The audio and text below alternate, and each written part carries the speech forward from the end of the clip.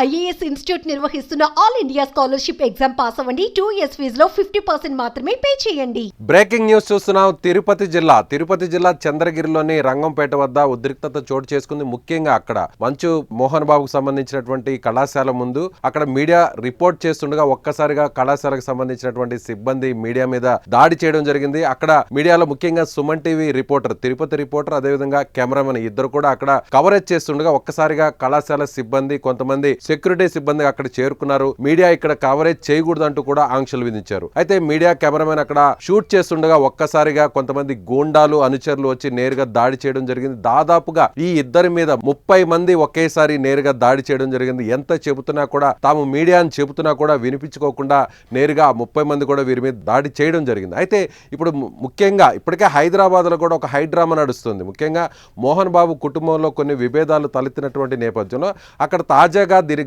కారణాలు ఏంటి అనేటువంటి కోణంలో అక్కడ కవరేజ్ చేసేటువంటి ప్రయత్నంలో అక్కడ కొంతమంది మీడియా ప్రతినిధులు వెళ్లారు. ఒక సుమన్ టీవీ కాకుండా మిగిలిన మీడియా కూడా అక్కడికి చేరుకోవడం జరిగింది. అయితే సుమన్ టీవీ మీదే నేరుగా సిబ్బంది దాడి చేయడం జరిగింది. ఎంత చెబుతున్నా కూడా వినిపించుకోకుండా నేరుగా అటాక్ చేసినటువంటి పరిస్థితి. మనకు ఆ దృశ్యాలు చూస్తే అక్కడ మనకి చాలా స్పష్టంగా అర్థమవుతుంది.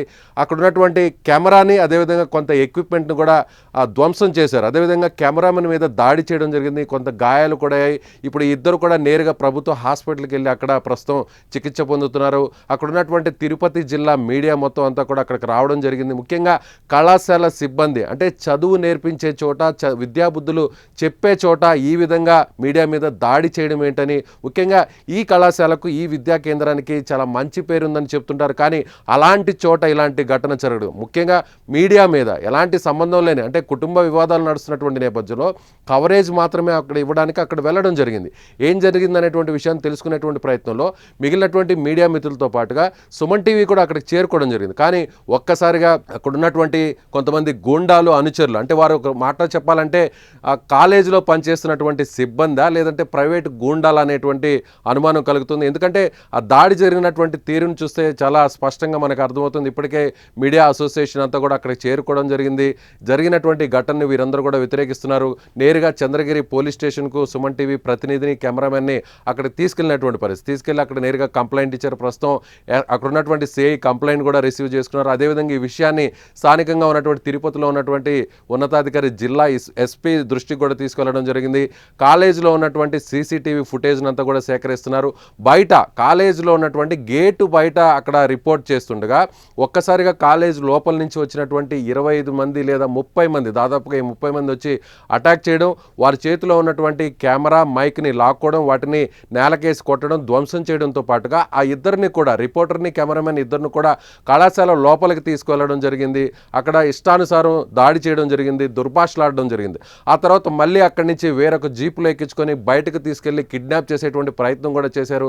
కానీ అక్కడి నుంచి రిపోర్టర్, అదే ఉమాశంకర్, అదేవిధంగా కెమెరామెన్ నరసింహ ఇద్దరు కూడా చాకచక్యంగా అక్కడి నుంచి వారి నుంచి తప్పించుకొని బయటకు వచ్చేయడం జరిగింది. ఒకవేళ కిడ్నాప్ చేస్తుంటే ఏంటి పరిస్థితి అనేది ఇప్పుడు మీడియా అంతా కూడా ఆందోళన జరుగుతుంది. ముఖ్యంగా ఎస్పీ దృష్టికి కేసు వెళ్లడంతో ఖచ్చితంగా చాలా సీరియస్గా వ్యవహరిస్తాము, పూర్వాపరాలన్నింటినీ కూడా పరిశీలించి సీసీటీవీ ఫుటేజ్ని అక్కడ చెక్ చేసి ఈ దాడి చేసినటువంటి గూండాలని గుర్తిస్తామని కూడా పోలీసులు చెప్తున్నారు. ఇప్పటికే మీడియా అసోసియేషన్ అంతా కూడా ఏకమవడం జరిగింది. రేపు దీని మీద పెద్ద ఎత్తున తిరుపతిలో ఆందోళనకు సిద్ధమవుతున్నాయి మీడియా సంఘాలు. సో సీనియర్ రిపోర్టర్గా ఉన్నటువంటి ఉమాశంకర్ తన విధి నిర్వహణలో భాగంగానే అక్కడ ఉన్నటువంటి సిచ్యువేషన్, అంటే ఇప్పుడు గొడవలు ఏదైతే జరుగుతున్నాయో మంచు కుటుంబంలో, ఈ గొడవలకు ప్రధాన కారణం కళాశాలకు సంబంధించినటువంటి ఆస్తుల వ్యవహారమే. కాబట్టి అక్కడ బయట వెళ్ళి అక్కడ ఏం జరుగుతుంది అనేటువంటి ప్రయత్నంలో భాగంగా అక్కడ విధి నిర్వహణలో భాగంగా రిపోర్ట్ చేస్తుండగా అసలు ఏమీ సంబంధం లేనటువంటి కొంతమంది బయట వ్యక్తులు కూడా అక్కడికి వచ్చి దాడి చేస్తున్నట్టుగా తెలుస్తుంది. సో గతంలో కూడా ఇదే విధంగా మీడియా వెళ్ళినప్పుడు దురుసుగా ప్రవర్తించడం జరిగింది. గతంలో కూడా మీడియా మీద, పలు మీడియా ఛానల్ మీద, ప్రతినిధుల మీద ఇదే విధంగా దురుసుగా వ్యవహరించారు.